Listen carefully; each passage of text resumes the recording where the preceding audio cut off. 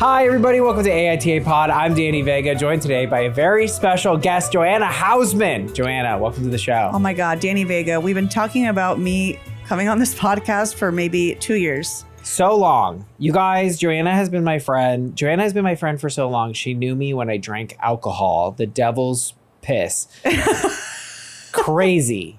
I've known you since season 2. Yeah. And we're at season 14. Thank you so much. Yeah. And I stayed around. I was like, you know what? I'm going to stick around. It's like, yeah. you know, like Breaking Bad.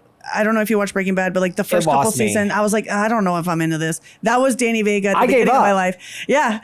I didn't give up on Danny Vega. I was like, Breaking Bad has to get good, and it got better. You are like, honestly, I feel cringe as fuck. I feel so LA saying this, but I might as well just be honest. Oh my God. I think you are my most famous friend. Oh my God. That's so cringe. That's the word. I feel like everyone's going to hate me now. Like, what a horrible thing to say about someone. No, they're going to hate you. They're going to hate me for things. Because honestly, like, well, because your fame is interesting because I was talking with a friend, like you could be called an influencer, but I would describe you more as like a South American celebrity. Is that fair? You hate that? Well, if anyone ever calls me an influencer again, it's kind of not a nice thing to say. Well, I mean, I respect, here's the thing. I respect influencers. Like, wow, you're out there making money, brand deals. I follow influencers. Oh, my day to day is like, no brand should be like, you know what? I really want to push this like weight loss powder. Like this woman's the person, like, you know what I mean? That. Yeah. I'm not that type of influencer. I just have followers. You do. But not a lot. I didn't like the way that sounded coming out of you, but that's fine. Yes, you are. You have lots of followers. Not that, but wait, Danny, in this day and age, the amount of followers I have are like, I don't even know. Yeah. Every Gen Zer I know, you go to a club. It's crazy. 10% have more followers than me just by existing. Yeah. I don't know. I think you need new friends. Yeah. I mean, look, I'm not into, chasing fame or anything like that. You're famous to me because you're fucking Joanna. Yeah. I mean, enough said. And here's the thing about you. I have been with you numerous times. You know what? This is what it is. This is what's so amazing about you.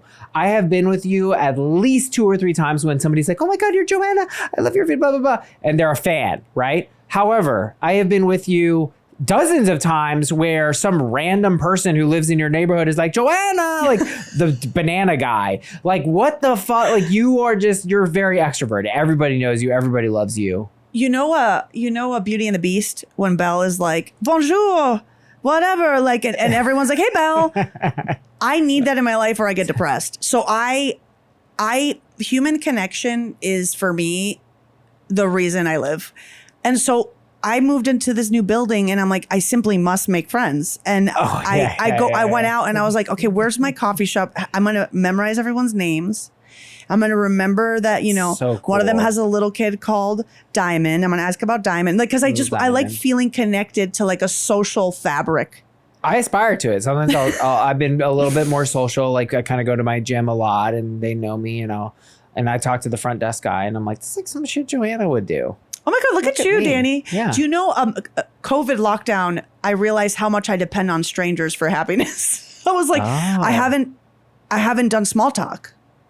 I haven't done small talk. I love small talk. Now, let's get into this because fuck you, by the way. Thank you. You made fun of me and I was right about COVID. Isn't that right? Oh my God, Danny. In mid-March of 2020, you so mocked me. I mocked you. You mocked me. Well, so we met up to like walk around a park. Yeah. And you were freaking out. And you were like, please, I don't want to get near anyone. And I am I'm the most pessimistic optimist. Ooh. But I think optimism is generally where I land when things are like really bad. So in my head, I'm like, my husband was at the moment my husband at that moment. I have only had one husband, but at that moment, my husband was like ordering masks and gloves and shit online. And I'm like, you're psycho. You're a psycho. Yeah. And he's like, I promise you this is going to be bad. And you were the second person to be like, this is going to be bad. We're going to be locked down for like a year. Like a bunch of people are going to die. And I was like, Danny, you're so dumb. And I am sorry. I want to publicly apologize. Wow. You were 100% right. I thought you were being neurotic. I was though, but you were also right. I was. And this is, you know what's funny? You know, you've always said you want to be a Jew. That was the most Jewish thing. You. Like, oh my God. You were like, something bad is coming. And that's the most Jewish thing to think, because that's been the case for every Jew all the time. Something bad is always coming for us. Yeah. Well, thank you for that. I mean, do we have any other background I wanted to cover on you? I mean, you guys just got to know. I met Joanna, I think in 2013. Yeah, so we've it's been definitely 10 known years. each other a decade. She knew Drinky Danny. She's forgiven me for numerous crimes I've committed. It was worth it. Thank you so much. It was worth it. And key, I think you were there for me. You were a key player. You might have been MVP on the first of my 3 COVID breakups, which was the heaviest one. Wait, your 3 COVID? I had 3 COVID breakups. You didn't even know about some of them because I had to shift to different friend groups. I didn't want to. I heard about 2. Yeah, I didn't want to overdo it. You had a third one, Danny? Yeah, I had a third one. But you were there. Yeah. Let's not get into them. But you were there for the first and the heaviest one. And I just want to publicly thank you for that. You were so, like, you checked on me and I sobbed to you and shit. And it was a lot. And thanks for bearing that burden. Well, that's what friendship is, Danny. Surprise. You showed up. Yeah. You showed the fuck It up. wasn't that, I wasn't going through a breakup. Yeah. It wasn't that hard for me. Well, thank you. Yeah, I just showed up. Someone showing up is all it takes. Yeah. So we're in a little group chat, me and another old friend of ours I used to live with, good old Sam. I love Sam. And recently I told you a story about a listener who basically I had, had been kind of DMing with for a while. Maybe you would say I was maybe flirting, but with clear boundaries because he's a guy. And I said, I'm not gay. And he basically said all this mean shit to me on Patreon, which, by the way, you didn't even react to. Neither of you guys did. When I sent to the group chat the examples of how mean he was, they just ghosted it. But then I told you the story, and then you said, welcome to being a woman. Yeah. And I told the listeners about this. And you guys, I'm so excited because Joanna is an internet celebrity. She's an influencer. And disregard everything said earlier. Uh-huh. But you have some epic stories. So let's talk first about the troll. I love this one. Yeah. So one of the reasons I said welcome to be a woman is the moment that a woman, like men are, I'm not saying every man, but generally weak men, when a woman is like, hey, I'm not interested, they're on the attack. Right? So that isn't necessarily what happened in this case. Okay. What happened in this case was there was a guy that was obsessed with like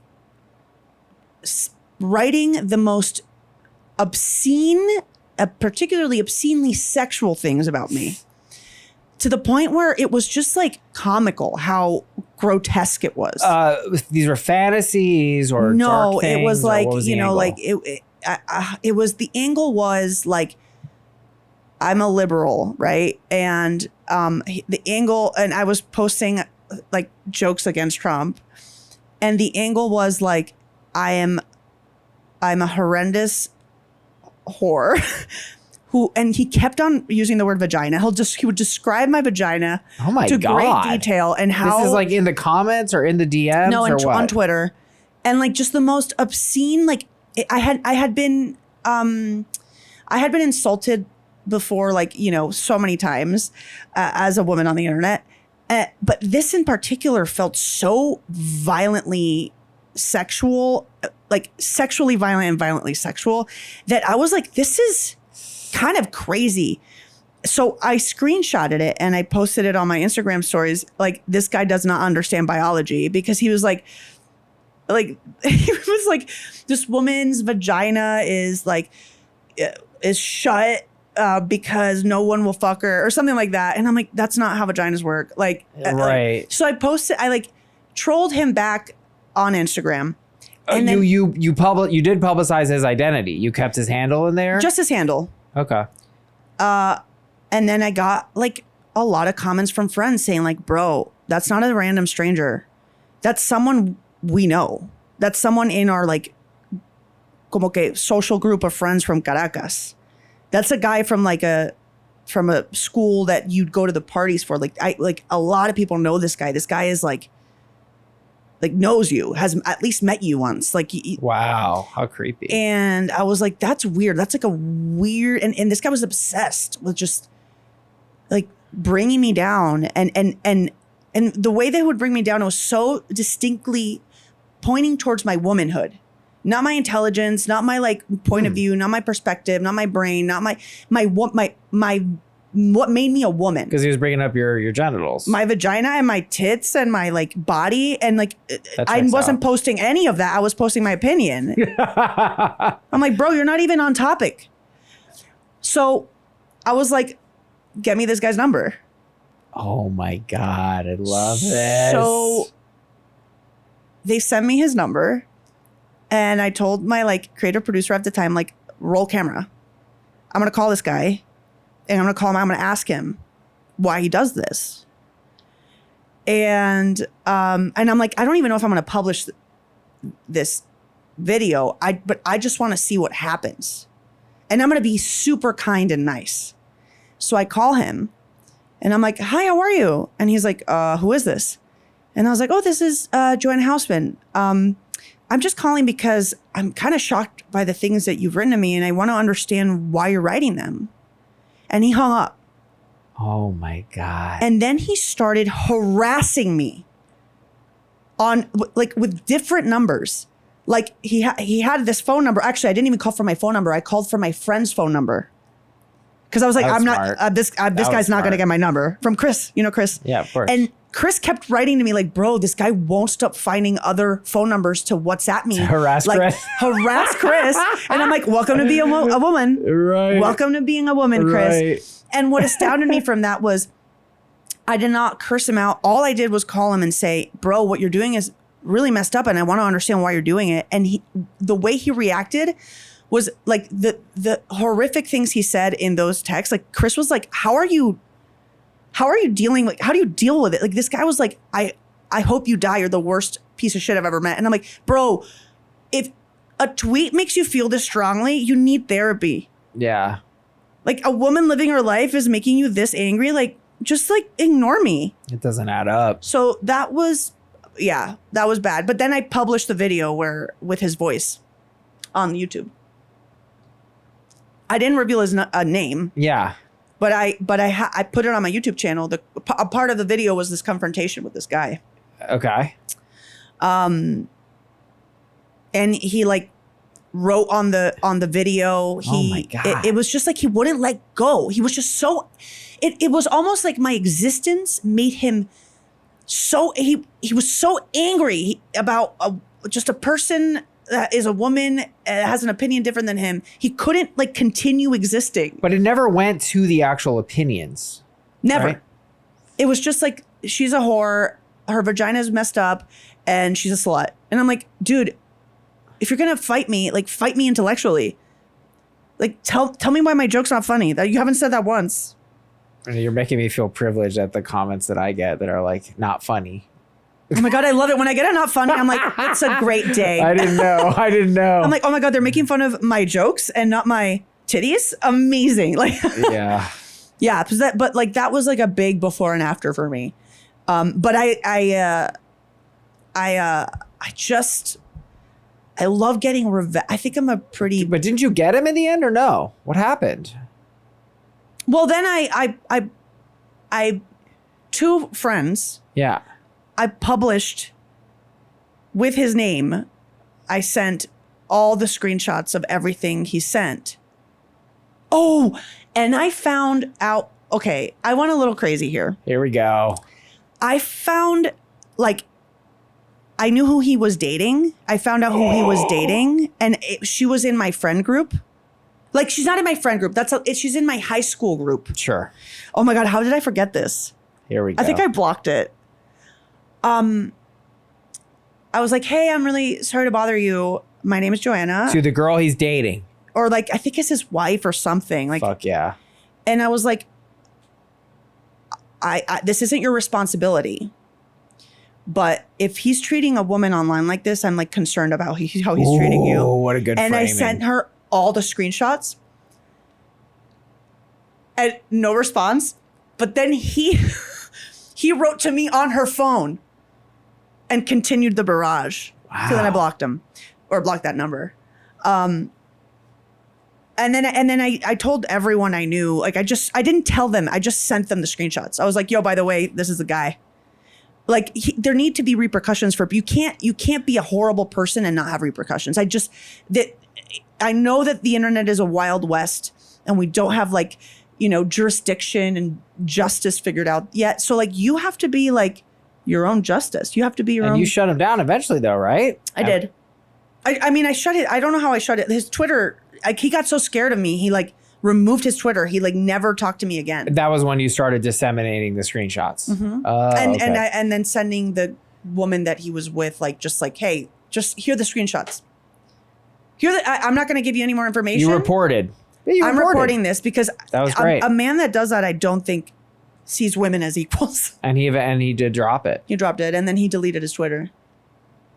And that was that. Well, if you guys thought that story was a lot, get ready for this next one. This next one was...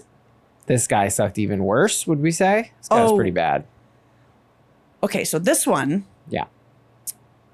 I'm curious if people think I'm the asshole in this. No one's going to think. Okay. So I log on Twitter one day. All this is on fucking Twitter. Twitter is awful, and now it's even worse. No wonder Elon was so obsessed with it. He's like, I love it there. Yeah. Oh, you can be mean to women? Fuck yeah. I log onto Twitter one day, and I see that there's this guy like trolling me online again. Like there's this guy, and he's saying like, I fucking can't stand how Joanna Hausmann like says she's Jewish. Like I don't give a fuck about that. Like it makes me want to vomit when she says she's Jewish, because like then she's not Venezuelan, she's a Jew. Like it was like incredibly anti-Semitic shit. And like, and I responded to him like, hey, oh wait, no, it gets better. So then I'm like, okay, I'm just gonna like block this guy, but I have to go to his profile to block him. So I click on his profile because it's verified. And this is when verification, and this was when verification actually mattered. Yeah, now it's like, oh, he's verified. Like, of course he's verified. He's probably a fucking dog icon. Yeah, like, who knows what he is. So I click on this guy, and I see he's a reporter at BuzzFeed. Insane. And there I was like, okay, this guy's job is to write articles and inform people, and he's like trolling a woman like online and talking about how Jews can't be a nationality and how it makes him want to vomit knowing I'm Jewish. Like this is wrong. So I responded to him like, hey, maybe you should spend your time informing people and like spend less of your time trolling and being an anti-Semite online. I don't know. That's just a pitch. And he went on another rant. He was just like, fuck you. Like you make me want to vomit. You're like, whatever. And I was like, okay, I'm not going to continue talking to this guy, but I am going to take the screenshot of everything he's ever written to me. Because I knew the head of BuzzFeed in Espanol at that time. I had met her at like a party. Yeah. And I had added her on Facebook. And I was like, that must be his boss. So next day I go on Facebook. I had never written to her before. And I was like, hey, I'm really sorry to bother you. Is this person like on your team? And she goes, yes, he is. And I'm like, well, here's some screenshots.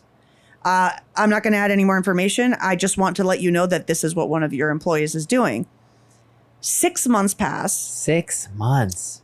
And she's like, Joanna, I want to thank you so much. This guy was being problematic to a lot of the women on the staff and just generally problematic. And it was difficult to get him fired, but your screenshots really pushed it over the edge and we got him fired.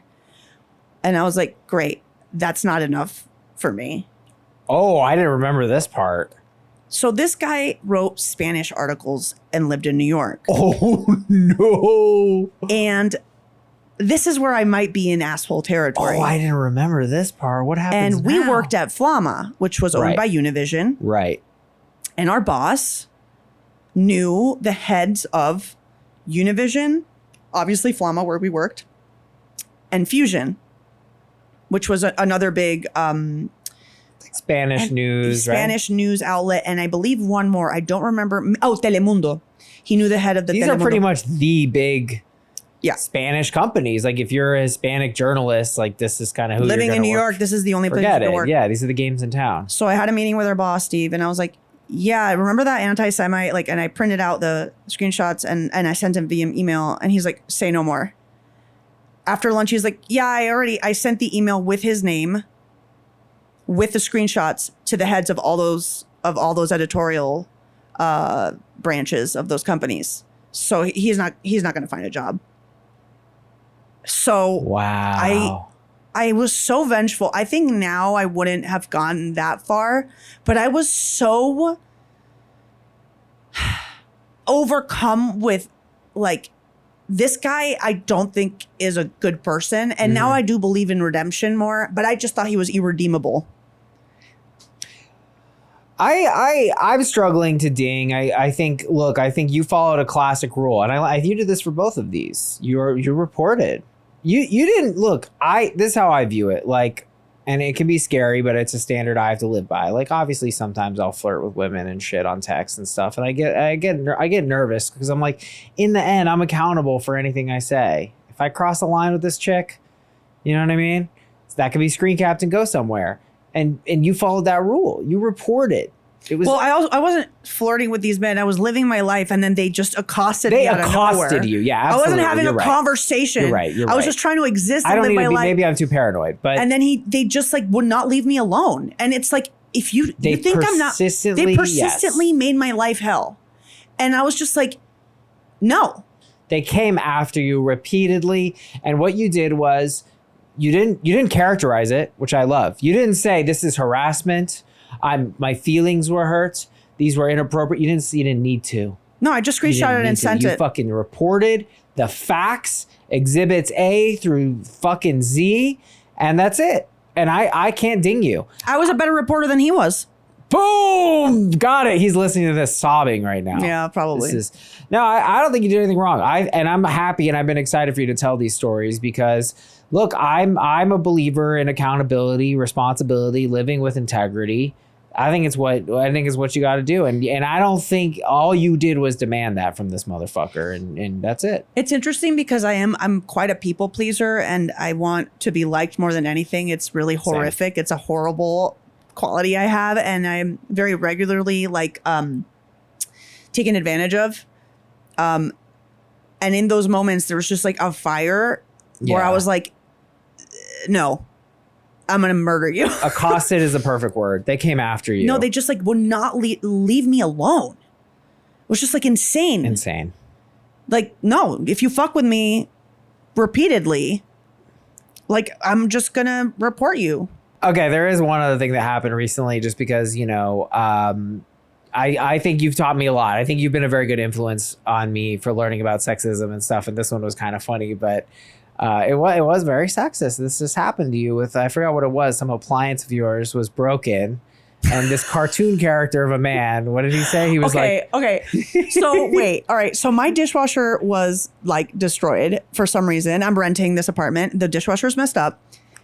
So the handyman of the building was like, here's a number. They'll be great.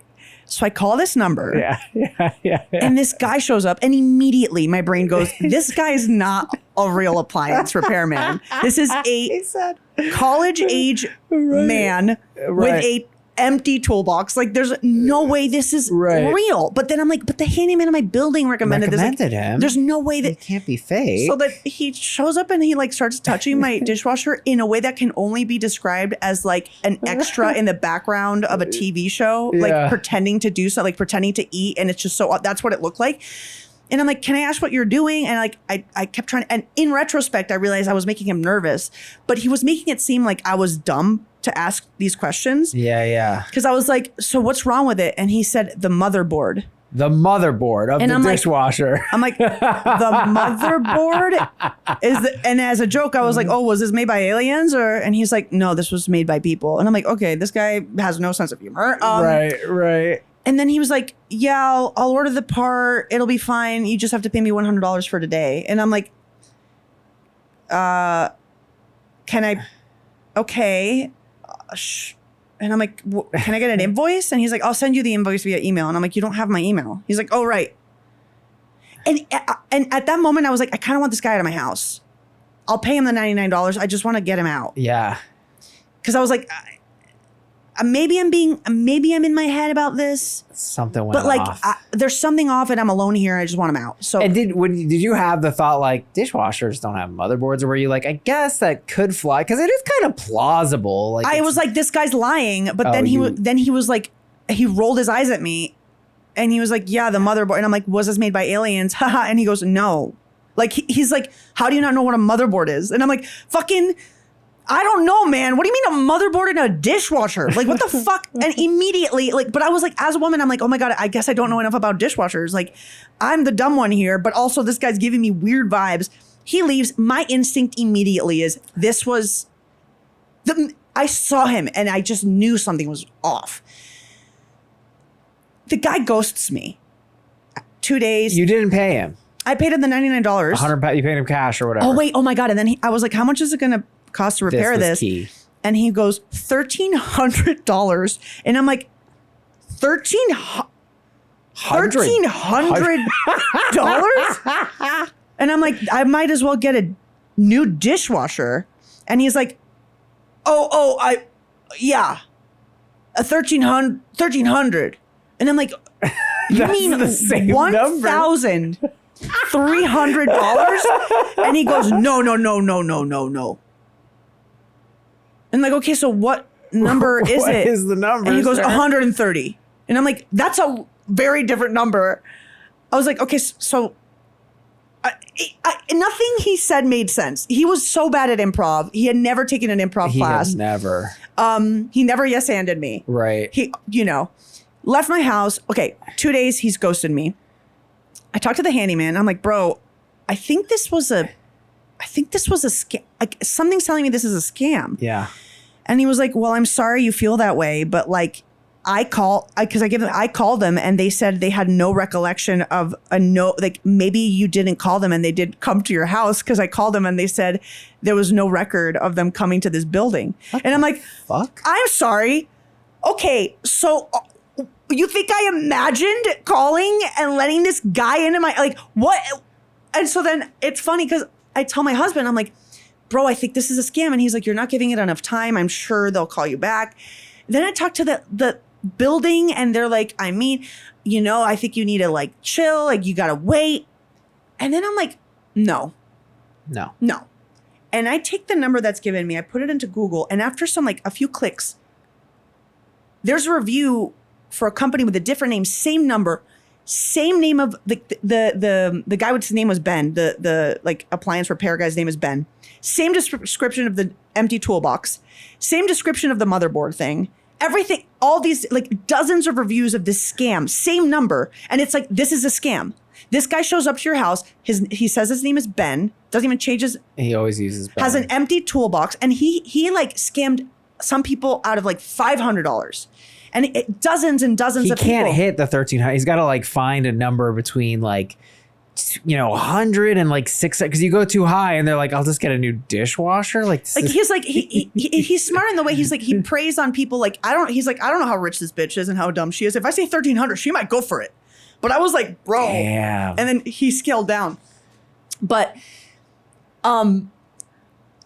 everyone thought I was crazy for days. Your own husband even. And I will say, I am dramatic. But like, no, but after I told him, the building saw the number and was like, oh, this company's never come in here. Like, the main general manager. Then he was like, okay, wait. Maybe you're right. And I'm like, yeah, maybe I'm right. Look at this. And it was like the evidence was insurmountable. And ever since then, I call this number from different phone numbers. and I make an appointment, and I don't know if he goes, and he says a time, and I say an address, and there's no one there. That's hilarious. It's only worked twice because I think he knows if it's a Massachusetts number, he doesn't pick up because my number's a Massachusetts number. Got it. But if it's any other area code, he'll pick up, and I'll send him to the wrong place where there's no one. That's your payback. And he only scanned me out of $99, but it's not that. He came into it. It's so weird. I've been scammed out of money all like more times than I would like to admit. But this felt so personal. This guy came into my house and lied to your fucking face and thought I was dumb.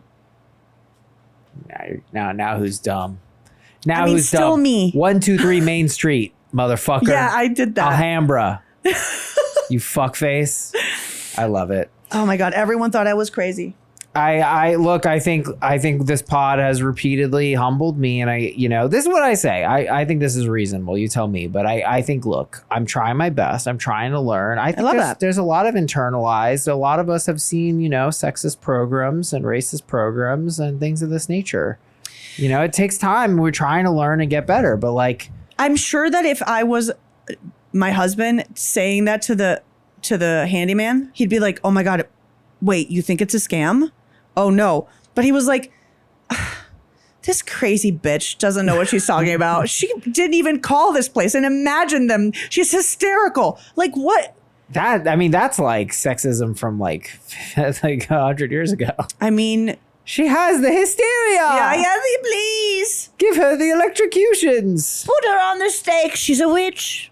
I would have been. I love though. You've never been afraid to tell me I'm wrong. And I love that you just hunted these men down and you're causing them problems even to this day. And I think that's special. It's so funny because it's probably the least thing I am, but I wouldn't call myself vindictive. No, this doesn't feel vindictive to me. But I am too. I'm proud of those moments because I think I just have a lot of pent up energy of being treated poorly, and it's fucked up. And then when it's just so clearly they're the asshole. Yes. I just want them to know they fucked with the wrong woman. I love that for you. Our sponsor today, totally not a scam dishwashers.com. Totally not a scam dishwashers.com. We will come to your house and appraise your dishwasher's motherboard. No problem. Oh my God, that's so between $99 and $1,300 afterwards. Unless you seem dumb, then it could be more. Guys, we got a juicy little F for you today. I'm excited about this. We're gonna start off with this. Here we go, folks. AITA for making my husband a vegan dinner, even though he's against becoming one. I, 24M, and my husband, 25M, have been happily married for a little over a year.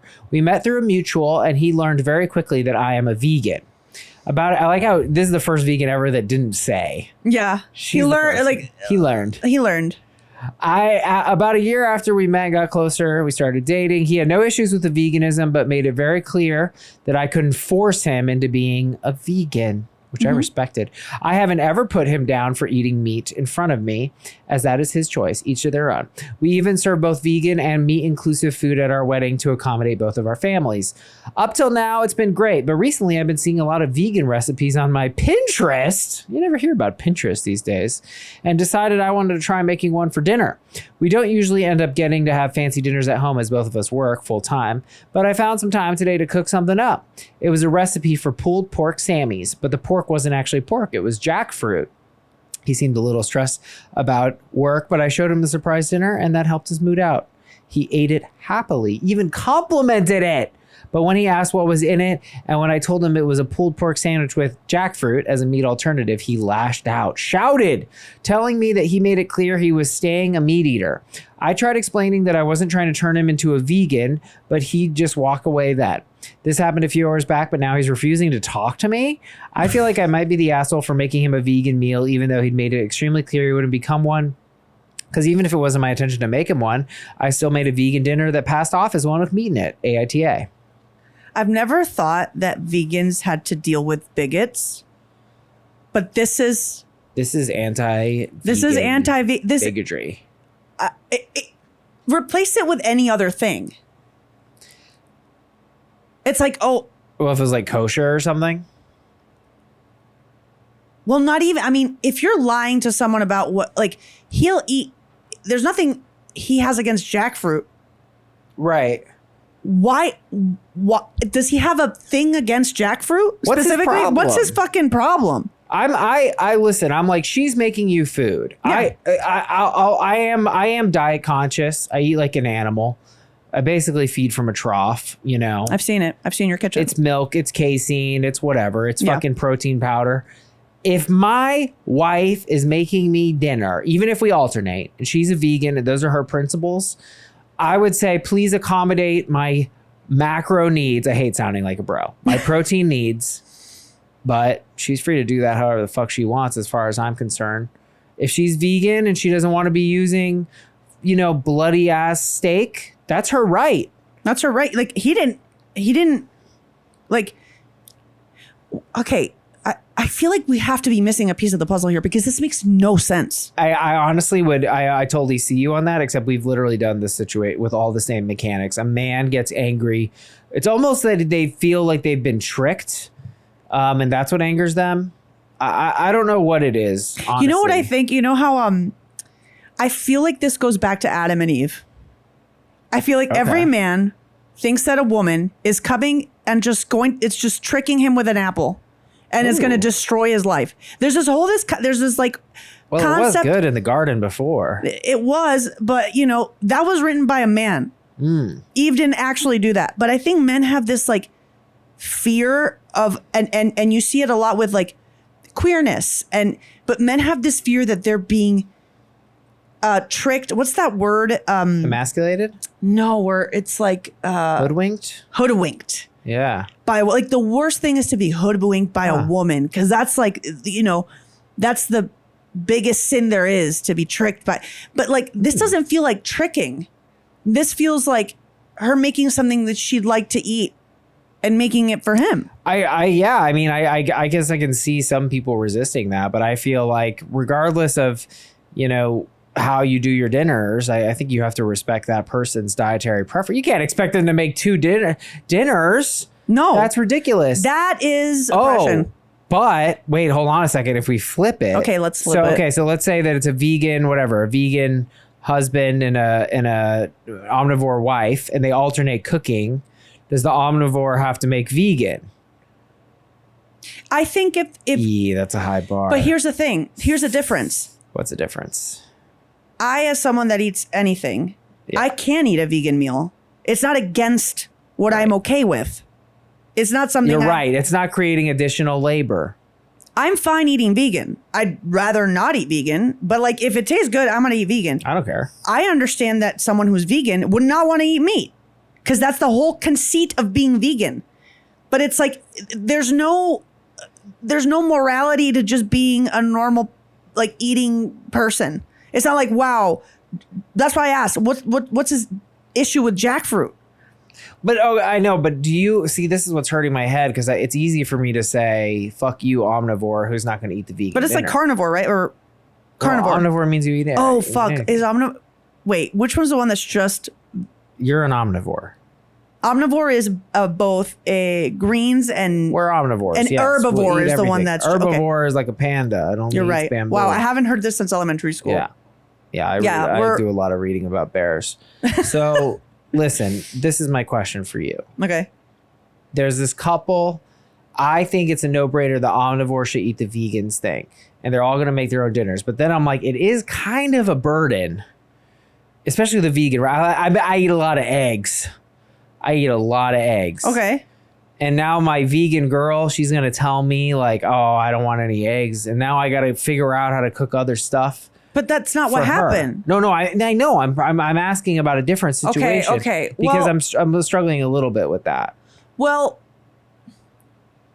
it seemed, I understand, but I think in that case, everyone should deal with their own meal. No accommodations are necessary for an omnivore to eat a vegan meal. I say shut the fuck up and eat it.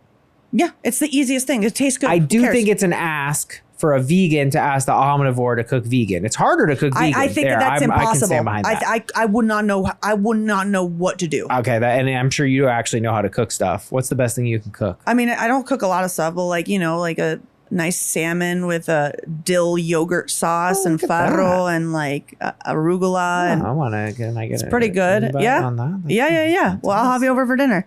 And like, it's so funny because this reminds me. My mom. Okay, so my sister's vegetarian, and so is my nephew, and my mom takes it as a personal slight. I love that. She's like, oh, because they decided to become vegetarian. I'm like, it's not about them not liking your meat dishes. Like, it's not about they're not vegetarian at you. Yeah, they're not vegetarian at you. But she's like, they kind of are at me. That's too cute. Yeah, I honestly think there's no defense of the husband here. He's just being really difficult. I think like if he was like noticing it and it was a recurring pattern, I could make a little room for him if he said like, look, I love the jackfruit.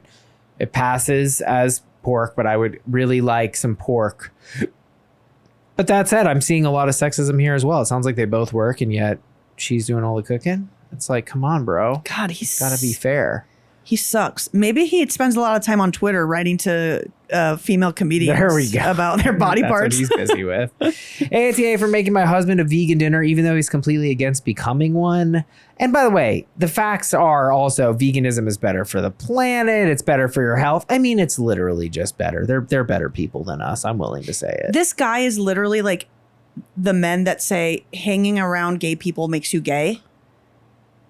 Like that's the dumbness of his argument. It makes no sense. I ate a vegan meal. Now I'm a vegan. Not the worst thing to be, by the way. Yeah. And not bad at all. Actually, very conscientious and healthy. Longer. Yeah. But he's like, oh no, you tricked me. I'm a vegan. I have no control over myself. So and the dishwasher's mother chip is broken. He just got scammed. AITA for making my husband a vegan dinner. I think we agree wholeheartedly. It's NTA and the husband is. Okay, guys, Joanna and I, we just caught a mistake. In the last situation, it was two men. It wasn't a man and a wife. Woman. So it's not, and we're sorry because that was heteronormative of us. I'm going to take myself out of it because I was like, oh, he must have misread because he keeps on saying wife. Joanna forwarded her heteronormative agenda. No, she can't see the script. I missed it. I was being heteronormative. It was, in fact, two men. It was two guys. Which honestly makes my gay metaphor of people being afraid of gay people because they think it's going to make them gay. Yeah. It makes it all the more like... It's interesting. Relevant. Except, they're already gay. Right? So this guy is like being a bigot. Yeah, I'm not willing to go that far, but... That's true. I don't think it changes it doesn't change anything about what I said. It just made me feel bad because I assumed that it was a woman and a man. But I heard two M's and I was like, maybe I misheard. We fucked up. It was a mistake. It happens. Keep on saying we. I fucked up. All right. I need my motherboard fixed. Here we go. Guys, we thought this one was juicy. Thanks so much. Please rate, review, subscribe. Join us on Patreon, patreon.com/AITA pod. Here we go. AITA for telling my wife that I would be perfectly capable of doing what she does. I, 30M, have a wife, 30F, and a daughter, 7F. I work in finance, and my wife is a stay-at-home mom, as I earn enough for both of us. Now, she's a great stay-at-home mom. She takes great care of the house, and I was lucky to buy a home as I earn well in a medium cost of living city. I love my wife, but she finds it humorous to say that I am incapable of doing household tasks. We agreed that she would do them when we decided she would be stay at home. And I would do stuff occasionally when we're both home if she asked me to. But then if I say load the dishwasher for her, she will claim I did it wrong just because I do it different than she does. It still cleans just fine. The other day we were eating and she told me about her day and how she went grocery shopping and optimized the cost of buying specific items at specific stores and accounting for the cost of travel to each store. And she made an offhanded remark that I would never be able to do that and said it in a what would you ever do without me kind of way. I replied back saying, of course I could do it. I handle complex decisions and calculations at my work as I work in finance, and I have a master's degree, and what I do involves more intellect than household operations. Even though I acknowledge and appreciate what she does, I would be capable if the roles were reversed. She got angry and seemed to think I was calling her stupid when I wasn't. She then cried and now I feel bad. She said she was a good student and she graduated and she would be in my position as well had she graduated. My wife and I met in college when she was an international student studying physics and computer science, and she had issues with her loan from her home country and could not afford to complete it. And we got married then so she could stay. Initially, she wanted to complete it later after finding the funds, but she agreed to be a stay-at-home mom when I got a good job, and I appreciate that a lot as we were able to have a kid early while I was both completing my master's and working full-time. AITA. I think this couple needs couples therapy. I think they... Sure. It seems to me like he doesn't understand where she's coming from. I think I don't agree with her saying, you would never be able to do this. I think that's something that no couple should say to their partner. I'm hanging my case on that. But I think she's someone who is struggling to find maybe... I think being a stay-at-home mom is one of the most thankless jobs out there. There's no bonus. There's no people saying, wow, great job. There's no, there's no applause. There's no, it's a hard gig. And I think she probably felt like she needed to feel like what she was doing was important. And I don't think she's getting enough from her husband. And I don't agree with the way that she expressed herself. But I think what she's actually saying is, I'm exhausted and no one is applauding me and no one's giving me a bonus and no one is paying me and no one is, I'm not getting employee of the week and I'm not, I don't have interns and I don't have coworkers and it's tough and it's a hard job and I get nothing out of this. I'm not saying she gets nothing out of this. She does not get the recognition she's looking for. Right. So I think that's where she's coming from. I think you're reading it correctly. I think I'll say this is something that I've been learning, and I've been single. I'm single for a long time. I have a lot of time to reflect. Wait, you're telling me that this bedroom that is only filled with podcast equipment, one lava lamp, and a bed, this is a single man's bedroom? Hey, there's also a speaker. And a speaker? Yeah. Not a lot of women are coming through. No, listen. And I realize this is part of my life. This is an important part of my life. It's not necessarily a good part. It's not necessarily the most fun part. That's okay. I'm coming to terms with that because I've realized it's made me, first of all, every interaction I have, I'm like paying attention and I'm like, no one is disposable to me really right now so much. I mean, I'm making new friends and new connections slowly but surely, but it's just made me more conscious and aware of things, right? So one thing I've realized a lot, and I think you honed in on this directly, is like sometimes people will hit me with hostility. Most often it's people I don't know. We've been talking about this whole time. Yeah. And in fact, I was going to applaud you. I think it just slipped my mind. This individual came at you. He started attacking you for being Jewish or being a woman and all this horse shit. And you actually gave him an opportunity. You reached out to him personally in his DMs. And usually when people are coming at me and I hit them with a, hey, I understand what you're saying, or just give them a little bit, like humanity comes in. Exactly. Then all of a sudden they click out of it because they realize they were talking to like some kind of representation or something. And they realize like, I'm a person just like you, motherfucker. That didn't happen with the sociopaths that were accosting you. But this is another thing, is that if a friend or whatever is kind of being hostile or shitty toward me, I've realized like try to read the subtext, like what's really going on here. A lot of the times, and particularly with couples, it's not about you. Like what is being said it's not about him not being able to do it. That's not what she was saying. Okay, but I do want to just hone in on that. That is shitty. That really is shitty. I agree.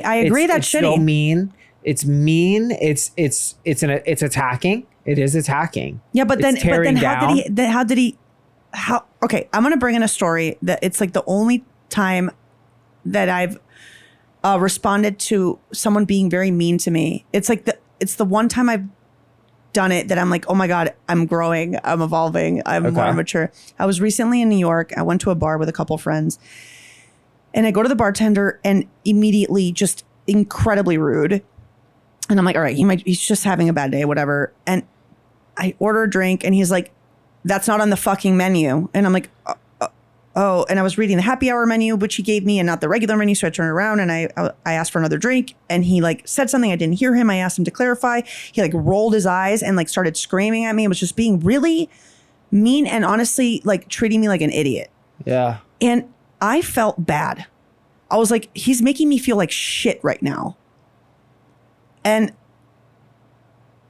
he gives me the bill, and I go, can I be honest with you?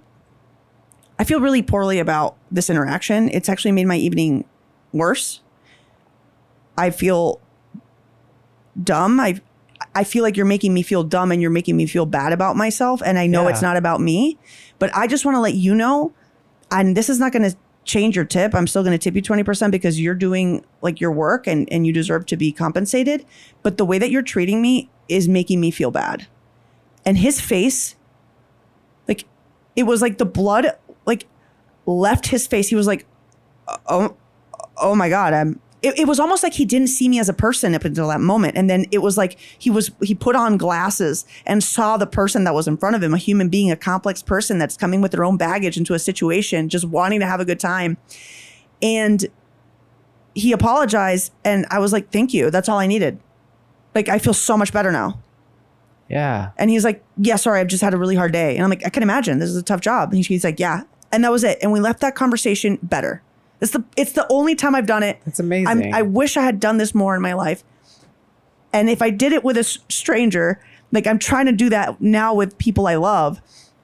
But it's, I think this guy was even more hurtful by saying afterwards, like, what I do requires more intellect, and what I do is above you. That's what he responded. Right. So he escalated the situation to a worse degree. Yes. Well, he is a little man. He is a little boy. Yeah. I want to tell my story before I insult. I can't wait. I don't think this guy was as bad. This guy was just clearly like angry. I went to a Dunkin' Donuts / Baskin Robbins.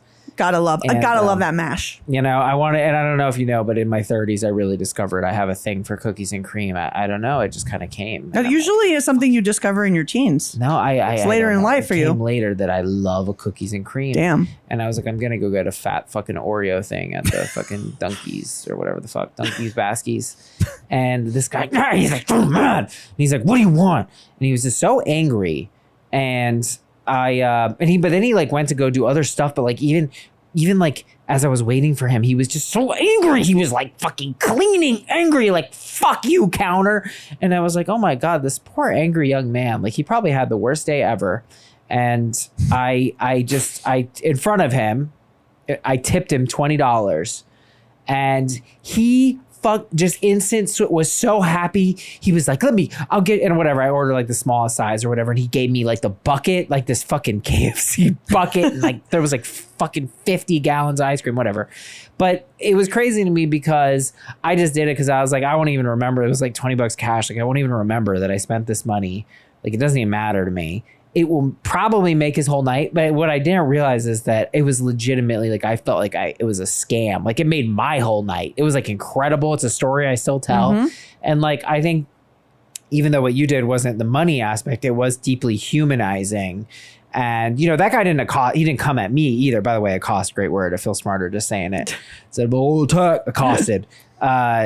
But like, yeah, it's such an amazing thing when you like make a service, and like what you did was just like you connected with him. You actually treated him like a person. It was holding him accountable, but I think that was actually very cathartic for that person as well. I think I needed it mostly for me because I can't stand not being made to feel like a person. Yeah, I can't. It is in all of this, all of the interactions we talked about. What is in common is they are removing my humanity, and it is my trigger because I go through life almost too much, humanizing every interaction I have to the point of it exhausting me. Like there's this clip from The New Girl where Zooey Deschanel is like sobbing and she's like, doesn't it get too much like worrying what everyone is thinking and feeling? And then Schmidt is like, wait, you worry about what everyone is thinking and feeling like all the time? She's like, yes. And he's like, how do you get anything done? That's how I feel. And so the moment someone treats me like trash or just like not a person, I I don't know how to react. And like, I guess now what I'm trying to do is like humanizing them back. Well, you probably didn't. I mean, here's the thing. I for me at least, I won't gender it up, but I think in my experience and from what I've heard more women be like, I sincerely enjoy like being a server and interacting with lots of people. Whereas I haven't really heard that from so many guys. Maybe I'm wrong. It's also my own personal feeling. I was a server and I'd be like, fuck you. I hate you. I honestly hope we bring you rat poison out. Like I didn't enjoy it. And I think probably that bartender, it is a little dehumanizing, I think. I don't think it's fair for you to gender. You're not with what I just said at all? I'm saying in my experience. I'm not discounting your personal experience. Yeah. I think women are because of society, we are told we have to like be aware of other people. I also think this is proven generally, particularly like young girls are more emotionally strong than boys. And that's why you see like so many more problems with like teenage boys and men with violence and even suicide. It's like physical strength is one thing and then mental strength is another. And it's now proven women have more mental strength. And I think to be a server, you need like an insane amount of mental strength, like the patience you need. And so in that way, I get what you're saying, but. Okay, well, let me eject off the gender point. I wasn't even going that way. I'm just stupid and said it. My point was more that regardless of gender, being an ice cream vendor or being a bartender, there's an aspect of it's dehumanizing. It is because people are constantly dehumanizing you. Exactly. They don't see you as a person. Even though you were confronting this person, it was actually a very human interaction. And I think cathartic for both of you. I think that was a beneficial thing for him as well. I think you also snapped him out of something. I think he was looking at everyone around him and being like, all these motherfuckers. And I don't blame him for it. But I felt like I didn't deserve that because I am not those 3 or 4 people that were dicks to him. Right. I'm here to treat him with respect. And he assumed that I was there to dehumanize him. But I think that like we all are always on edge. Like and we always assume people's incompetence and stupidity is like an aggression towards us when usually people are just like trying to go about their day. Mad at their own shit. 100%. Yeah. Now let's go back to this husband. This husband, now a proper, I don't even remember that. This is yes, I remember. The wife did take a shot. She's firing shots. To me, that shows underlying resentment.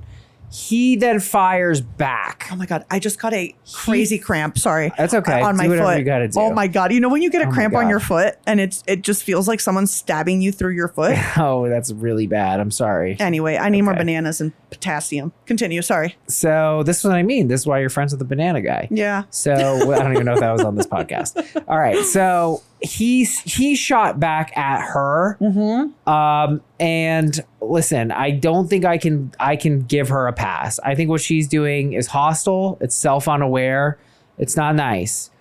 I could play a little conspiracy and say maybe she was pushed into this. And the reason I think that is because it sounds like this guy is very self-important. He has no emotional maturity, right? Because like even you and I are saying here that if my wife was taking a shot at me like that, I'd be like, hey, you just fired a shot at me, lady. Because how are you doing? Like, what's going on here? Yeah, exactly. What are you really trying to say? He doesn't have that maturity, so I could play a little, it's not really playing it as it lays as is written and say maybe he kind of pushed her into being a stay-at-home mom and she wasn't really ready. But either way, he's not emotionally developed enough to be like, hey, what's going on? Like, it sounds like ultimately, I think all the things that you said are very true. And I think a lot of the stay-at-home mom problem is that sometimes people get stuck in it. I think having like a young child, especially, is something I've read. That's a lot. That's a lot. I'm going to be honest with you, Danny. I do not think I have the ability to be a stay-at-home mom. And I think assuming you have the ability is like, how they asked men and women, hey, if you had to pilot an airplane, would you be able to like do it? 70% of men said they could. And like 27% of women were like, fucking no. I think he's cocky in assuming her shot was fucked. But like, if my husband was a stay-at-home husband and he was like, oh my God, I don't think you could do what I did, I'd probably be like, yeah, I think you're right. I probably can't do what you do. Like, I just don't see what the big, like. No. I think we think that being a stay-at-home mom is easier than what it is. I don't care what it is. I don't care if you're a circus acrobat or a janitor or anything. I don't care how simple it seems or it doesn't seem. It's a shot fired either way to go, I don't think you could do it. I don't think so. I don't. That's shitty. I don't. I wouldn't do that. Danny, there's like punching up and punching down. And like, no. I feel like if you're going around to anybody, right? Like I work in finance and whatever, there's technical parts. I would never say to you, Joanna, I don't think you could do what I do. That's so shitty. Why would I say that? Well, because there's a common understanding or like this belief that running errands and taking care of kids is just like anyone can do it. So like, what she's trying to say is this is hard.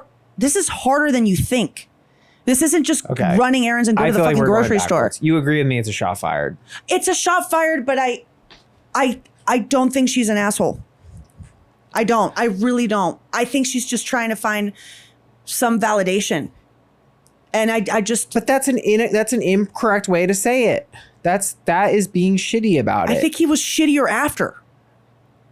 You think he was shittier? What he said was, he actually didn't say, according to his account, he said, I could do it. He said, I could do it. And that because he does complicated things, of course I could do it. He said, I handle complex decisions and calculations at my work, and I have a master's degree, and it involves more intellect than household operations. That is a shitty thing to say. That is a shitty thing to say. Ma'am, respectfully, is that not exactly what she said to him, except just with fancier words? She said, you couldn't do what I do. What I do requires something that you do not have. And that is what he is saying back to her. Isn't that right? I think it's so charged with so much other context that it can't be equated on the same level. This woman stopped her career. Yes. Let it go and is doing this work, which what I'm perceiving to a man that does not have any emotional intelligence and is fine not helping her around the house unless she asks. So she is constantly working. And I think it's probably a very, like, I'm not saying that, like, it wasn't an agreement between two consenting adults that this is their reality. So you're not even going to conspiracy that he pushed her into this. Well, I don't know. I have my opinions. I think he probably. That's the only way I can let her free, Joanna. This is no way to talk to your spouse. I don't know. I get it. I just don't know why it, like. She's attacking him. That's rude. It is. It is rude. It is rude. It's rude. It's rude. I just, like, the way he talked back and the way he describes it is like, it just makes me feel like he does not give her the support that she needs and the thing that she deserves. Like, it for the way he wrote this. Yes. That's the way he wrote this, yes. I feel like this is a little piece of a big situation and problem. Yes, I can go with you there. And you say hurtful things like that when you feel small, and I think she feels small. Okay. I think it's not playing it as it lays, but I think it's a pretty reasonable interpretation that maybe she wasn't pushed into being a stay-at-home mom, but there's an element of devaluing here. Yes. Because his response is so overkill and pathetic, and it does reek of a very small man, right? It does. It's embarrassing. Like, you just described what you do at your job. It's embarrassing. And also I would be like, actually, bro, I don't know. If my partner was a stay-at-home partner and they said that, I'd be like, that actually really hurts my feelings. But, like, why would you say that to me? Yeah. Yeah, and that shows that he's immature, which is enough for me to say he probably doesn't fucking treat her. Cuts her down other ways. Yeah. Yes. So I think this is oh God, is it Rashomon? The Japanese movie where it's separate perspectives, the same story told from different points of view. Wow, we've never had a Rashomon reference on the pod. Yeah. This feels like we saw like the first iteration. Okay. And then like we just saw a tiny, tiny portion of this woman's life, one thing she said. Yeah. But if you see the whole movie, you're like, fuck yeah. Yeah. I love that you said it. That's where I'm at. Yeah, I think she, and also, okay, it really does look kind of worse the more I think about it. They met in college. She was studying physics and computer science.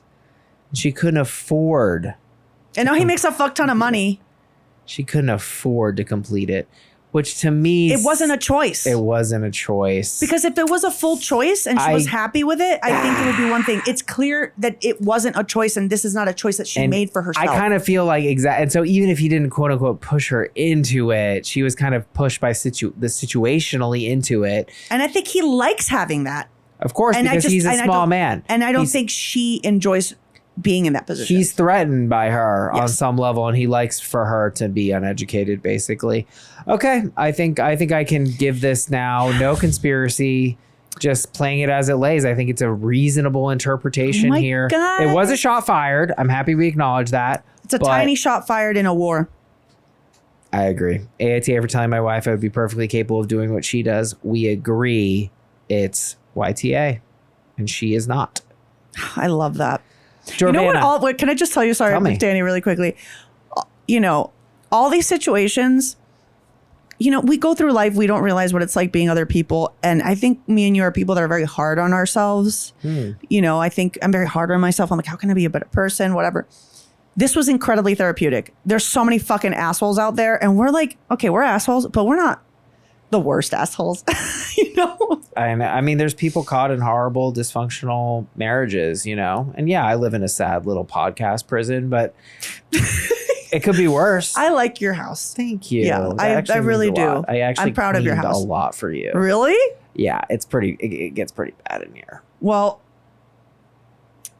I wish I could say I can tell, but trust me though, if you had seen it before, I would have been very impressed. Yeah, and I really bleached down the bathroom and stuff. Was there a murder in there? Or? Yeah, there was a little murder. There's a tiny mouse. one. There's a mouse murder, guys. I'm fighting the mouse war. But Joanna, I am so happy we finally did this. It was absolute delight having you. Just a delight.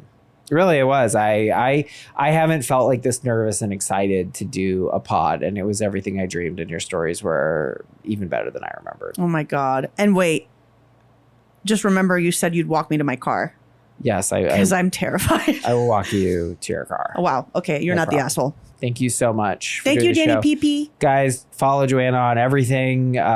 She's got a podcast. Do you want to plug here? Yeah, it's called Hyphenated. If you like listening to hyphenated people talk about being hyphens, that's just is a terrible description. I'm just so tired. I don't even know what to say. Follow me on X. Like Jewish.